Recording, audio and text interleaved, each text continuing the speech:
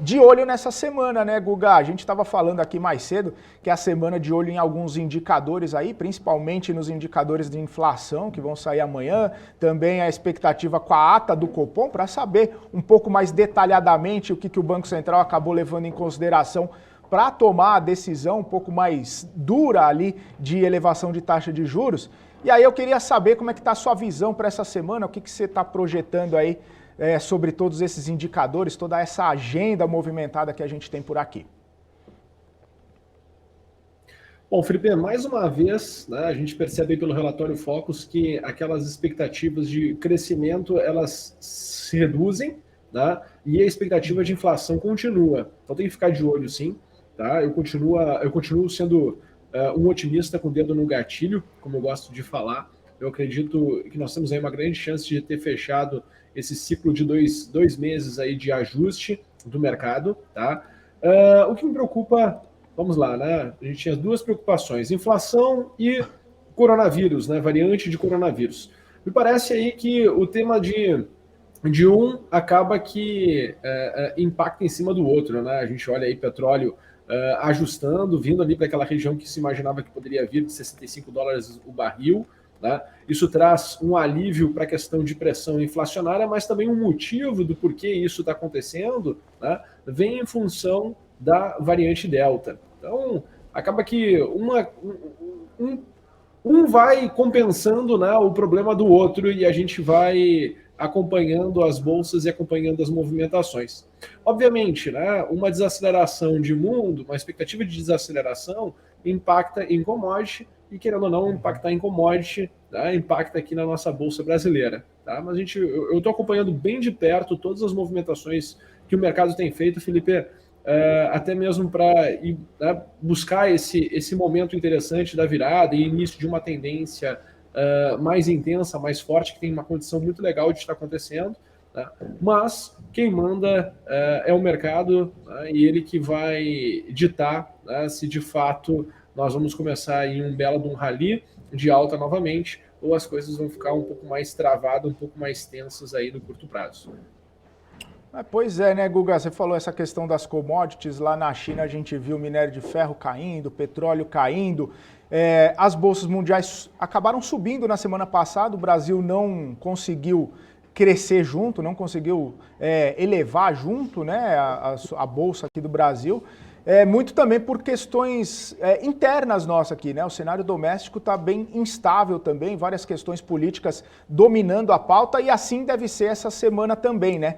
Aí eu queria saber suas projeções aí, o que você consegue olhar, né, traçando cenários, né? Se as coisas acabarem deslanchando, como que a gente chega, se as coisas acabarem tendo um pouco mais de cautela, onde que a gente chega, como que você está projetando aí o dia de hoje e essa semana aqui para a Bolsa? Legal, vamos lá.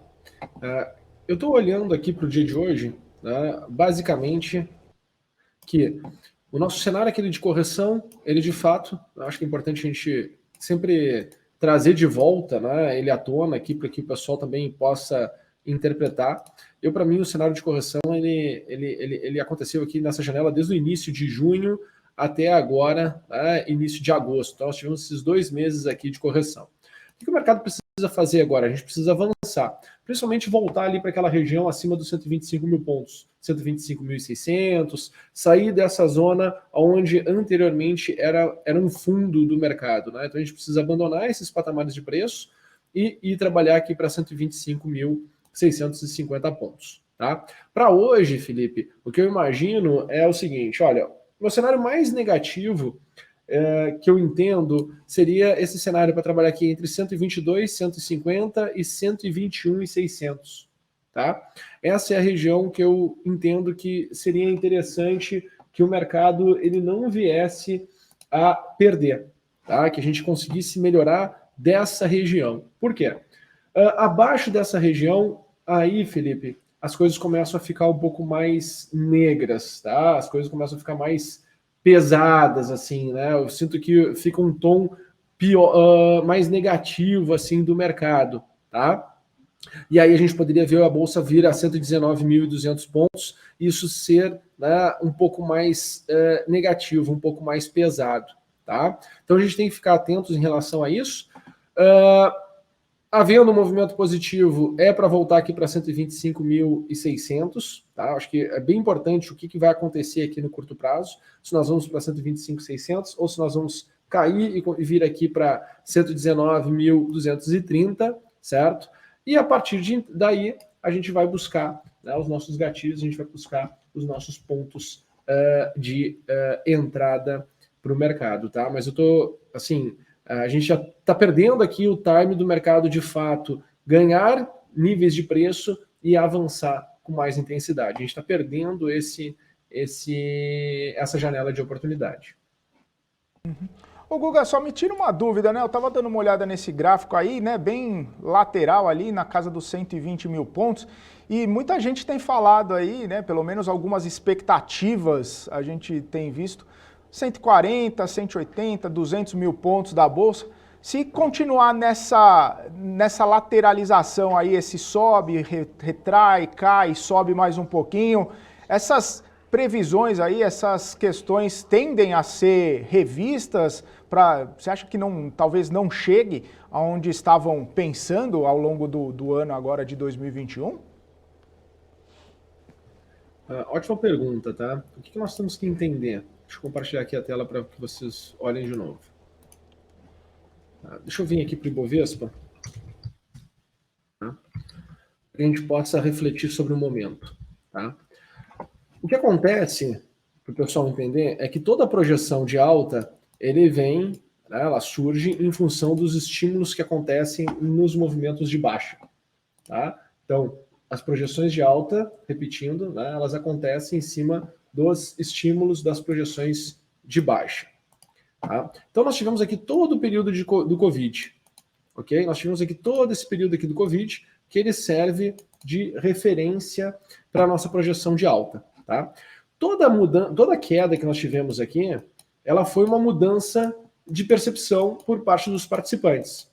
Nós tínhamos aqui muito otimismo aqui em cima, que gerou uma fragilidade de percepção quando o mercado começou a cair, tá? Então, quando o mercado começou a cair, muita gente teve dificuldade de aceitar que, de fato, nós tínhamos aqui um problema e uma mudança de contexto. Tá? Imaginava que a gente tinha, na verdade, aqui era, né, uma janela de oportunidade, que no final, lá no fundo, né, de fato, se tornou uma janela de oportunidade. Né? O que acontece é que esse movimento ele foi muito rápido. Se a gente for fazer uma avaliação mais detalhada, né, toda essa movimentação de bolsa que a gente teve na queda, se a gente fosse olhar aqui o número de casos que a gente tinha de Covid e de mortes por Covid aqui dentro do Brasil, aqui quando nós chegamos nas mínimas, era inexistente.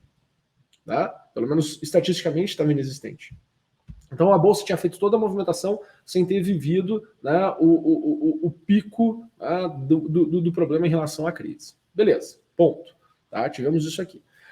Toda essa alta e todos os níveis que nós chegamos aqui, tá? Todos esses três níveis aqui principais que nós chegamos, tá? Eles foram, desculpa, esses dois níveis aqui principais que nós chegamos, eles foram, né, marcados aqui nessa movimentação onde a Bolsa ela recuperou quase que 40% de toda a queda em 5 pregões. Tá? Então a gente ali, 40% quase do movimento de queda, ele foi recuperado em 5 pregões. Tá? Então já marcava onde nós poderíamos chegar. A questão é que essa região de 130 mil pontos é um grande divisor de águas. Tá? A gente vem aqui nesse processo de correção e conforme as coisas forem se deteriorando, tá? Mais difícil fica em tempo, né, desse rally forte e intenso acontecer. Tá? A gente começa a ir mudando o sentimento dos participantes. Tá? Aqui a gente estava com mais euforia. Tanto que tu via, por exemplo, a própria XP Investimentos, né? Quando a gente estava aqui nas máximas, ela lançou um relatório em relação à Bolsa indo para 200 mil pontos. Tá? Por quê? Porque a corretora do mercado, do varejo, né? Atuando com varejo, comunicando com pessoa física e tudo mais. Então tu vê um grande player, um grande participante do mercado, trazendo aqui um novo viés. Por quê? Porque estava entusiasmado, né, o comportamento do mercado. E, de fato, o espaço que eu vejo para a Bolsa ir no próximo rally de alta, e se as coisas né, agora no curto prazo começarem a melhorar, e de curto prazo nessas próximas 2 semanas, é o próximo rally para a gente ir a 180 mil pontos. Tá? Eu acho que continua essa narrativa, a gente tem aqui cenário. O que não pode acontecer? Tá? É o mercado entrar num processo de correção, a gente voltar lá para 110 mil pontos, porque vai postergar muito essa movimentação e essa tendência de alta. Tá? Vai postergar muito, porque mais e mais participantes vão começar a sofrer, né, porque não tiveram suas respostas, não tiveram seus resultados de ganhos no curto prazo. E aí vai mudando a cabeça dos participantes. Tá? Vai mudando aquele ânimo, aquele entusiasmo em relação à tendência. Certo? Mas, sim, nossa próxima janela de alta, nosso próximo rally de alta, indica e tem muita chance de que vá até 180 mil pontos. Tá? Não mudou ainda isso, não acabou isso, não acabou ainda esse meu cenário, mas, né, a gente está muito próximo de uma definição. Tem que começar a ter esse movimento. Tá? A gente precisa começar a andar, porque senão vai se postergando, vai se postergando, vai se postergando, e a gente vai perdendo o timing. Tá? E quando nós olhamos aqui para trás, quando nós olhamos aqui para 2010 ali, deixa eu puxar aqui mais para trás, ó, e a gente olha para cá, para quando a gente teve uma possibilidade de retomar a alta e continuar conforme andou lá fora, né, principalmente nos Estados Unidos, a gente nos Estados Unidos continua andando. A gente foi perdendo o timing. A gente tinha a chance também de ter andado forte aqui atrás depois da crise do subprime. Só que a gente não conseguiu. E aí o mercado ele começou a ir perdendo força, perdendo força, perdendo força. Não é? A gente teve momentos de alta bem intensos, bem fortes, bem interessantes, né? Aqui a gente teve esses movimentos. Só que o mercado ele foi perdendo o time. Então, a gente precisa vencer essa barreira dos 130 mil pontos. A gente precisa de um estímulo positivo na nossa bolsa agora, porque senão a gente vai deteriorando e vai perdendo esse time. Uhum. Ô Guga, inclusive, esse timing que você fala, a gente discute bastante o cenário doméstico nosso aqui, que acaba trazendo algum tipo de instabilidade, principalmente a gente tem visto nas últimas semanas essa questão da instabilidade política segurando a bolsa, né? Se isso, quando você fala das próximas 2 semanas, essa questão também teria que ter um encaminhamento, colocar pontos finais em algumas discussões aí, para trazer esse otimismo aí para o mercado, para trazer essa nova visão, esse novo fôlego? Sim, com certeza. Até porque na visão lá de fora, o nosso risco político ele é muito forte, ele é muito intenso, né, Felipe? Então, assim, a gente pode estar num rally, né, de commodity, num bull market em commodity, mas isso tem muita chance de ser compensado pela questão do risco político. Porque, vamos lá, a cabeça principalmente do investidor estrangeiro, ele precisa de certa forma uma previsibilidade, ele precisa de uma transparência. Né? A gente, querendo ou não, é um país emergente. A gente precisa entregar mais retorno, sim, mas o risco também está naquelas questões, né, de transparência para poder empreender, para poder imaginar crescimento nos próximos anos. Quanto mais bagunçado fica as coisas, né, aqui dentro do Brasil, mais difícil é tu deixar o dinheiro tomando risco aqui dentro do Brasil. Tá? Obviamente que a gente continua com aquele movimento nosso de cash and carry, tá? Teve aí elevação nas expectativas da Selic para o final do ano, passou de 7 para 7,25 de uma semana para outra, né? Também teve elevação da expectativa para o ano de 2022, aí 7,25. Isso é um ponto, né, que traz fluxo, certo? Mas se a gente for pensar, né, em investimento em risco, tomar risco, investimento em crescimento, ainda é bagunçado a questão aqui dentro do Brasil, ainda se tem muita desconfiança, ainda tem vários pontos, né, de polaridade aqui dentro do Brasil, com muita desavença, muita discussão. Nós temos eleições no final do ano que vem, né? Então tem muita coisa que traz, né, que faz a gente perder o timing, faz a gente perder as janelas de oportunidade. Então, na leitura do momento, é uma janela de... Tá se formando uma janela de oportunidade? Tá. Mas as coisas elas precisam acontecer. Tá? Tudo chega um momento que tem que tomar uma decisão.